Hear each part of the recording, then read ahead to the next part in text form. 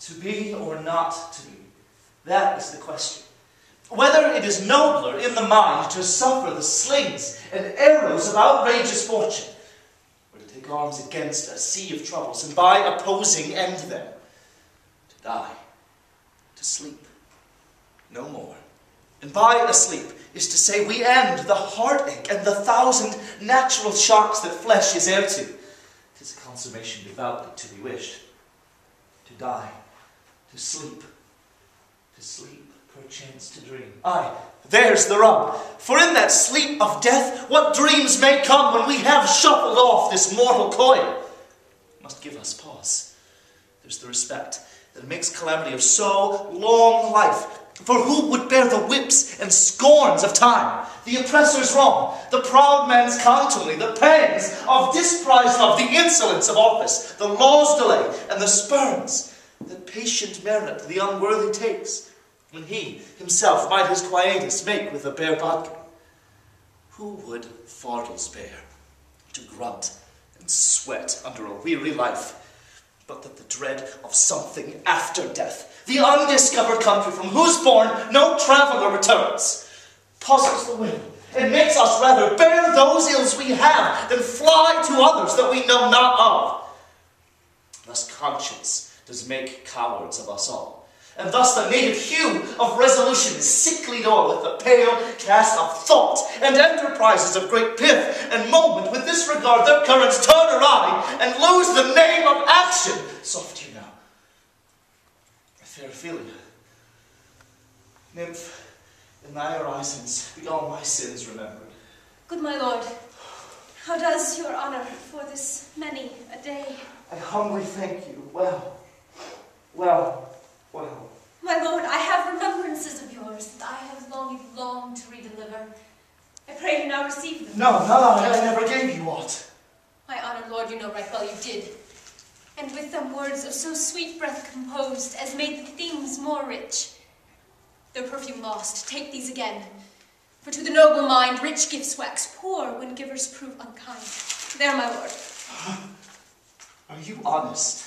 My lord. Are you fair? What means your lordship? And if you be honest and fair, your honesty should admit no discourse to your beauty. Could beauty, my lord, have better discourse than with honesty? Aye, truly. For the power of beauty would sooner transform honesty from what it is to a bawd than the force of beauty can translate honesty into his likeness. This was sometime a paradox, but now the time gives it proof. I did love you once. Indeed, my lord, you made me believe so. You should not have believed me. For virtue cannot so inoculate our own stock, but we should relish of it. I loved you not. I was the more deceived. Get thee to a nunnery. Why wouldst thou be a breeder of sinners? I am myself indifferent, honest, and yet I can accuse me of such stuff it were better my mother had not borne me. I am very proud, revengeful, ambitious, with more offences at my beck than I have thoughts to put them in, imagination to give them shape, or time to act them in. What should such fellows as I do, crawling between earth and heaven? We are errant knaves, all believe none of us. Go thy ways to a nunnery. Where is your father? At home, my lord. Let the doors be shut upon him, that he may play the fool nowhere but in his own house. Farewell. Oh, heavenly powers, restore him. Thou dost, Mary. I will give thee this plague for thy dowry. Be thou as pure as ice, as chaste as snow. Thou shalt not escape calumny. Go to a nunnery. Go, or if thou dost needs marry a fool, for wise men know well enough what monsters you make of them. To a nunnery. Go, and quickly too. Farewell. Oh, help him! You sweet heavens. I've heard your paintings well enough. God has given you one face, and you make yourselves another. You jig, you amble, and you lisp. You nickname God's creatures, and you make your wantonness your ignorance. Go to! I'll no more of it. It has made me mad. We shall have no more marriages. Those that are married already, all but one shall live. The rest shall keep as they are. To a nunnery. Go. Oh, what a noble mind is here o'erthrown. Soldiers, courtiers, soldiers, scholars, eye, tongue, sword.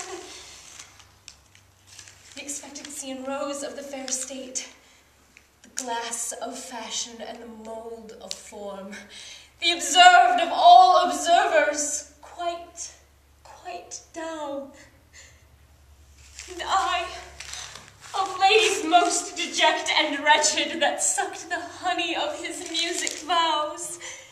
Now see that noble and most sovereign reason, like sweet bells jangled out of tune and harsh, unmatched form and feature of blown youth blasted with ecstasy.